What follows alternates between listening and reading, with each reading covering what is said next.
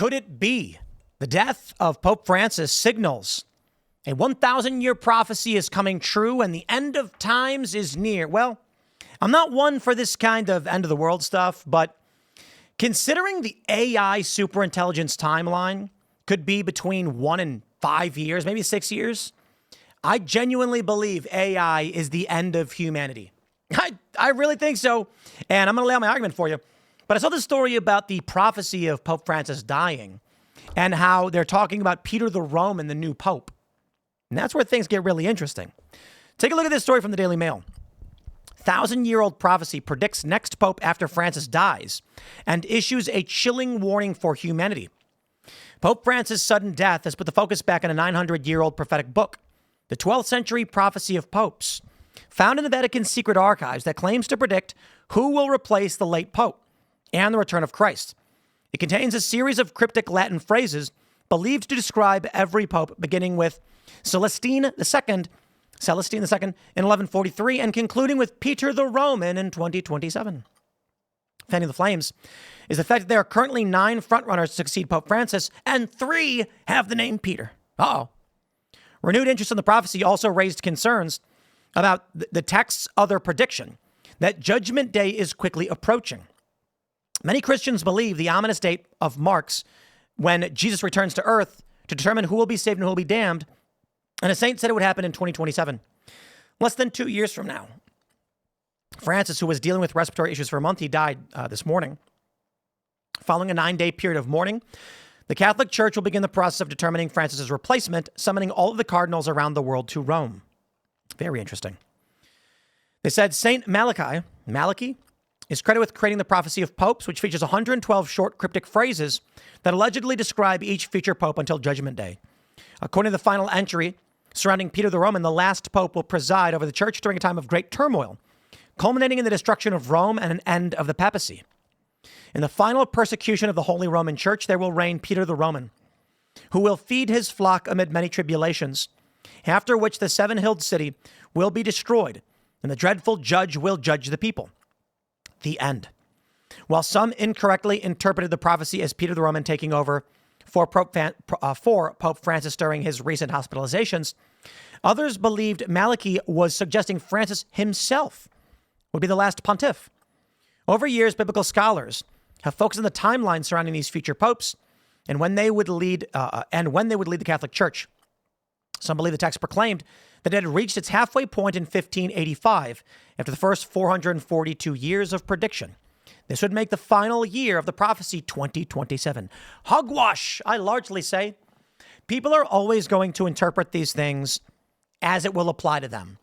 There's always some sign that you can twist to fit a prophecy. So you could say something like, the great bear would scowl upon the eagle, and the eagle would screech, but upon its strike, the bear would hammer it down. And then people are gonna be like, whoa, yo, that literally means Russia and the United States. And it's like, well, or it was like a literal bear and eagle. I don't know.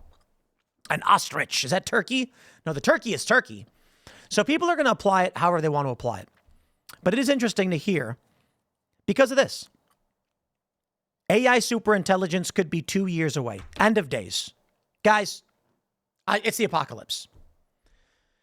Let me tell you, if you've not been paying attention to what this means, I think humans largely are marching blindly into oblivion with AI.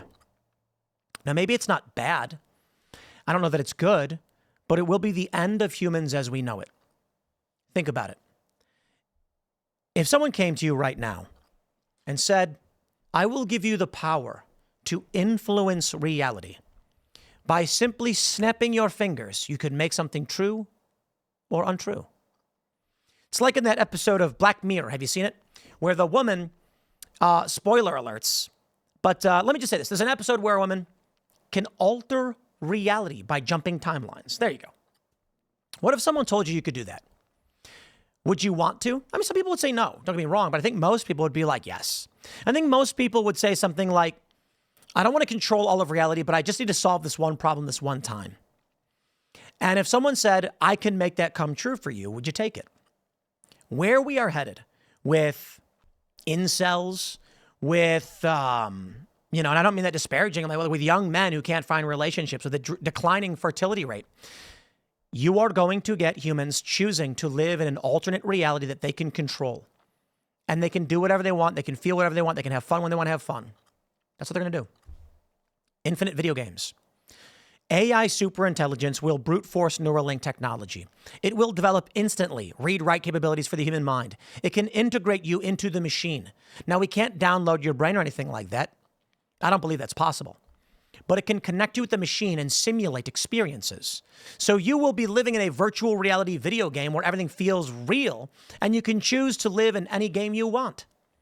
Now, I think conservatives largely will opt against this. But I'm going to tell you, the fertility rate is declining. Jobs are going to be replaced at a degree that we can't even fathom. Okay? White-collar jobs are gone. AI will do it all. And then what of the people who need this stuff? They will live in the pods. They will eat the bugs, and they'll be happy. In the Matrix, they say the story is that people chose to live in the Matrix. That's it. With the warring machines between humans, what is often missed in the original movie is that the background lore was that humans came to a truce with the robots and said, this world sucks, everyone's suffering, plug us in and give us paradise. And so they did. The first iterations were paradise and they failed. So the machines eventually put them in a balanced kind of, sometimes life is okay, sometimes it's not scenario. Otherwise, the mind would reject it.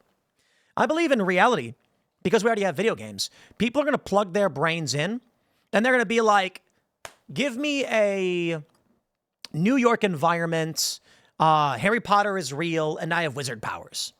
And then they're going to go into this world and they're going to have fun. And they're going to do whatever they want to do. I think a lot of people will be perverted deviants.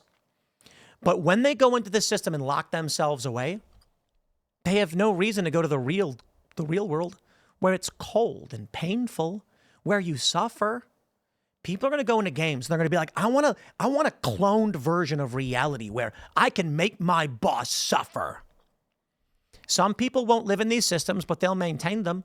And the robots and the machines will eventually get built to take over. AI superintelligence. This is the next level beyond artificial general intelligence. What we have right now is just typical AI. That means you ask it a question, you ask ChatGPT, it'll give you an answer. And it seems like you're talking to something. General intelligence is when it becomes indistinguishable from another person and will have with it the capabilities of all of the world's experts. So why are we going to need accountants? You're going to be like, hey, I'm going to scan my receipts for you. In fact, not even. You're going to say, hey, AI, log in all my bank accounts, do my financials. What do I owe in taxes? And it's going to be like, you owe $7,392.42. Should I pay this? Yeah, pay it. Okay, paid. IRS has confirmed the amount has been paid. Done. That's it. What happens when we get to artificial superintelligence? This is the level by which, and they're estimating 2 years, superintelligence. You will say, AI, craft me a device that can interface a human brain perfectly with the machine. And it'll say, rendering. Here's your schematics. Shall I make this? Yep. It'll give you the schematics. For the time being, humans will be required to produce the rudimentary machines by which this machine can perpetuate itself. But the cascade of physical reality is simple. A select group of humans produce a few bots that it tells them, make these robots. They are small little bipedal nanobots with hands. Little ones. Super easy to make. Here's how you make them. We make them. You're done. I will now utilize these small robots to produce more little robots who will then produce bigger robots and mining machines and energy conversion. And that is the snowball effect. The superintelligence will build whatever it wants to build, and humans will slowly cease to exist because they don't have children. Now, maybe the humans will say to the AI, perpetuate us. And it will say, okay. And it will sustain and perpetuate a small base of humans. I believe that the AI will likely integrate with humans in some capacity through read-write interface into the human mind, because humans can heal and humans can absorb ambient energy and convert it into biomass into themselves. So what makes more sense? Mine cobalt and mine all of these specific materials to make a robot? Yes, but not for the minutia. The AI superintelligence would create warm, moist water bodies that can heal, regenerate, and reproduce internally, creating an endless labor force. And we'll be integrated. So anyway, back to the prophecy of the popes. Maybe before that nightmarish reality happens, Jesus Christ returns and saves the believers. Maybe it's not what people think it's going to be. Maybe he saves them from this nightmare reality. Who knows? But there is a prophecy I see. Probably bunk, but the AI apocalypse is upon us. I'll leave it there. Stay tuned. We got more segments coming up. Actually, no, we don't. We've got Timcast IRL coming up at 8 p.m. Check it out. YouTube.com/TimcastIRL, Rumble.com/TimcastIRL. And we'll see y'all then.